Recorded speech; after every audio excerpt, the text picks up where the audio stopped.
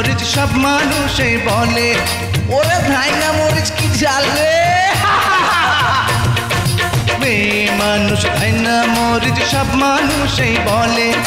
তাই তো এমন হিংসার আগুন অন্তরেতে জ্বলে। সত্য স্বীকার